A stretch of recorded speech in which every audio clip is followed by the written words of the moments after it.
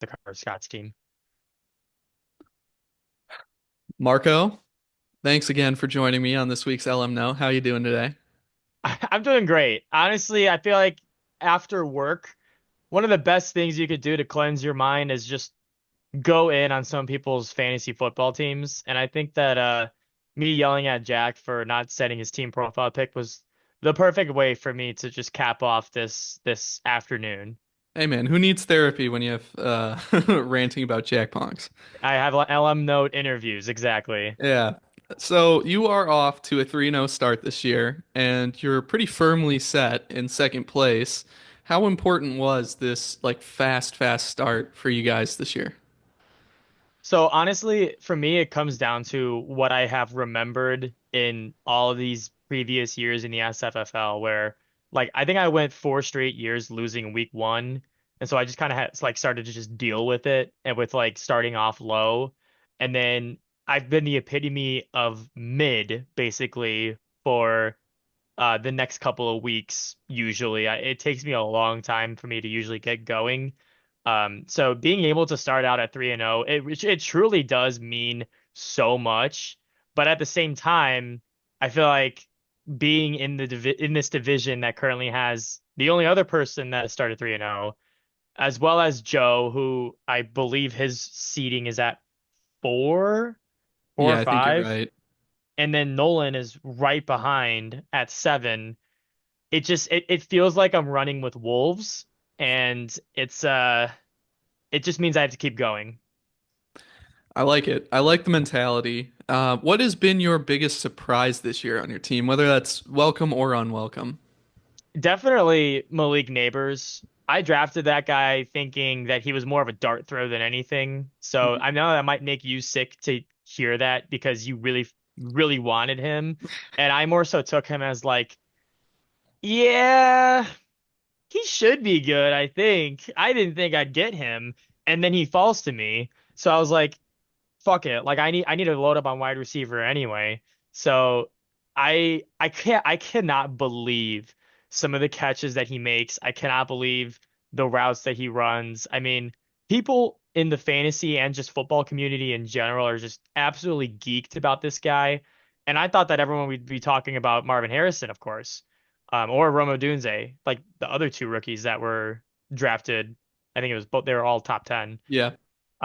So the fact that Neighbors is making the total just waves that he's making on this Giants team is just totally unbelievable. Hey man, LSU was legit. They had Daniels and Neighbors both look completely NFL ready so Yeah, far. absolutely. I gotta say, who do you think is your biggest sleeper? Like guy that hasn't performed well so far this year, but you think down the stretch he's going to be vital for your squad? So if we're talking about just my team, I mean, it's hard to say because I feel like all these guys have been performing at or above expectations. Because like I look at a guy like Tajay Spears, literally my entire draft analysis of this guy was one guy sent a tweet of like Tajay Spear like runs, carries. And I was like, oh, he actually looks good. That was my entire analysis. I'm like, wow, this guy can actually run the football. He doesn't look like Najee Harris running the football. And so I was like, I'll pick him up later. He hasn't been like super good, and Pollard has looked serviceable, but like we'll see what happens with Pollard. Like I'm kind of out on him just like you are. So I'm holding on to Spears. I'm thinking he may also become an RB2 just like Najee has. Javante, I could probably throw off a cliff and no one would even notice. Braylon Allen, who knows with that guy, but if I want to be super greedy and like not pick the other 6 or 7 players that are already performing high above expectations for me, it'd probably be Spears. Okay.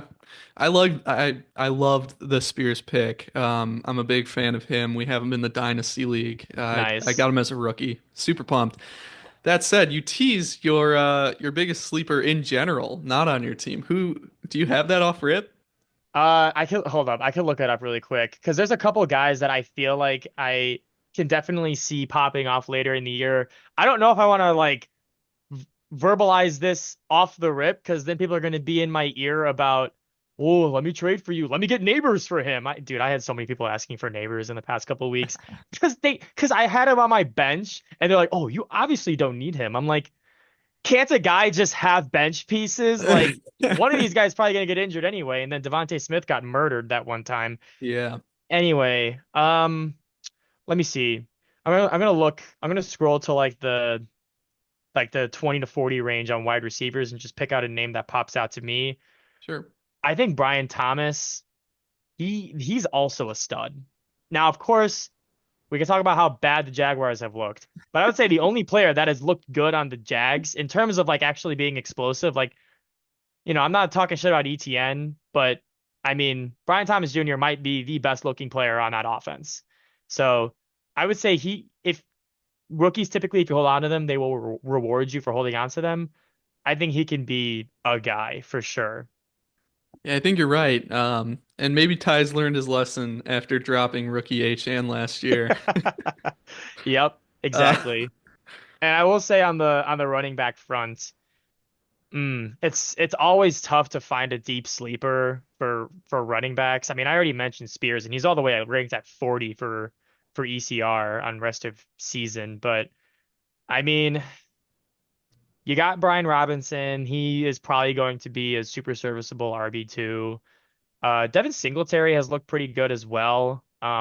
If the Giants can keep playing at a decent level, I think Singletary could pay off for Scott, and he could maybe break out of that last place on the power rankings type of vibe surrounding his team. But we'll see what happens with that guy. the day Scott sends me a code word is the day that Jack drops to number 12.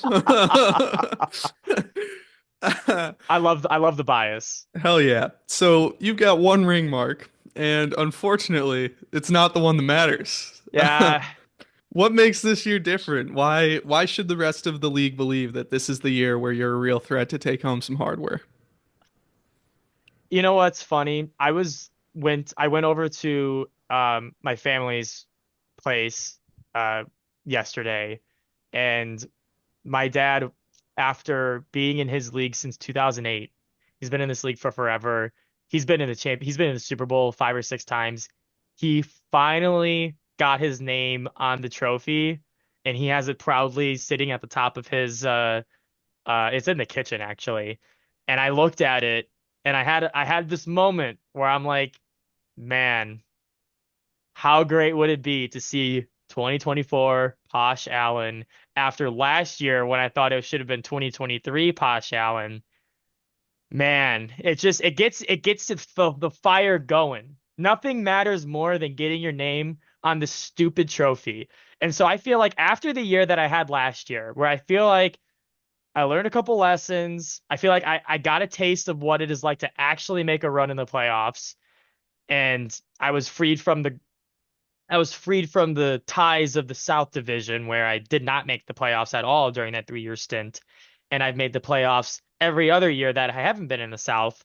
I think that usually people who make the Super Bowl, they either come back or they don't. I mean, those are the only two options, I guess. But like, look at Ty. Like, he went to this 2 appearances and he's kind of flattened out a little bit. Dylan was in it the year before he won last year, and I mean, he won it. So I think that anything can happen. Obviously, it's fantasy, but I feel really good about my squad. I was kind of getting the itch to trade just because like that's what everyone was talking about last week. But I just look at my roster and I really have no areas that I feel like I really need to patch up. I feel confident with Najee as my bullshit, like terrible to watch RB2. I'm very good with Brees. I'm obviously good with my wide receiver room. I'm good with Posh. Like I feel really good with where I'm at right now, and we'll just hope that it carries into the playoffs. I wish you the best of luck on that. I gotta say though, who do you see as your biggest threat once you get into the playoffs? Like who do you think is gonna have the best shot at taking your squad down? So we talked about Jake and how he kind of has to figure it out down the road. I feel, and I talked about this in my draft analysis, right? Super explosive team. Very, very high testosterone, right? Something you don't typically see of Jake, which I was very, very happy to see. However, there is a chance that they do not make it down the road, and this is just like lightning in a bottle. How long can this last? I don't know, but I actually think one of my bigger threats could be someone like Nolan, someone like Spencer, who I was talking up in the power rankings. Dylan and Max, you never know what moves they make down the road that will pay its dividends. I mean, any team here can really make a difference. I'm not gonna auto pick Jake. I'm just kind of like saying like why I don't think Hmm. that he is the number one leading like contender in the playoffs, right? If we're talking about right now, yes, of course, Jake is super, super strong, but I just don't know how good his construction will be down the line to be clear and obvious, like playoffs, that's my target. Like you have super strong managers across the entire league that are already performing really well that I will always have to look out for. And I think that last year in the playoffs, I had to face off against AJ and Nolan, who were two huge like uh what's the term for like Juggernauts. yeah, like against me at least. Like I have super negative records against them. They always beat me, and I just like I was able to lay those demons to rest. And of course, I couldn't lay my third demon to rest, which is Dylan and Max. I also usually lose to Dylan. So it's a gauntlet. It always is going to be in the playoffs. It's just a matter of getting there. Who knows what happens once you're in the playoffs? Yeah. I I think that's a great analysis, but you're forgetting one name, Oh, and am I forgetting whenever you Steve Watts? no, no, whenever you forget him, he ends up biting you in the ass, and that Is it is AJ. AJ? Yeah. Yeah. I mean, his team is like injured right now. I mean, his team name is literally the Infirmary. So we'll see if he gets in. He has snuck in before on the points four spot. Who knows if he'll do it again? Right now, I mean, it's a pretty tight ship between me and Jake for points four.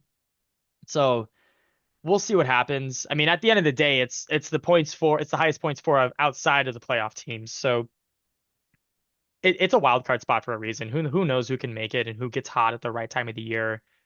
AJ is super super strong in the playoffs always. So I yes, it is smart to mention him. I wasn't thinking of him because he wasn't his team isn't as great right now, but as a Yeah. player, as a manager, definitely. Yeah. All right. Is there anything else you want to say to the league before I let you go? Man, I feel like I've given my yap enough in the power ranking session. I was able to spew off my takes about everybody's team. So if we're gonna give a one last message, I mean, I'm not sure. Like if you wanna ask me a silly question, think of one off the top of your head, and I'll give you some silliness right now. All right. Do you just stare down at the phone every night and look at Posh? Oh, so this is like the question that I gave Dylan and Max Yeah. about the CD circle jerk, man. Let me tell you something. This man, Raymond Shimolinski, he has been sending me nonstop Posh edits on TikTok, and it has been getting me hyped up every time that he sends it to me. Like, I'm not even like I could go through my TikTok like messages, and like it's been like four or five. He may be on five right now. And I said, like, if Posh doesn't put up 30 against Jacksonville, like I'm so amped up right now on this fucking guy. I need him to do it for me, and he did. And I'm just like, man, this guy is my Pookie. You know, I Mhm. fucking love this guy. I had to defend him when Scott was calling him overrated, which like by the way, I know he's not gonna watch this shit because he doesn't subscribe, but man, what an outrageous take. And I feel like I presented my points the best that I could. I just I if Ray keeps sending me those, he's gonna keep getting me hot and bothered. I look forward to it every time I open my TikTok app. Hell yeah. All right. I think that's all we've got for you today, then, guys. Thanks again, Marco, for coming on the pod, and have a great week. Good luck. You as well. Thank you, Steve.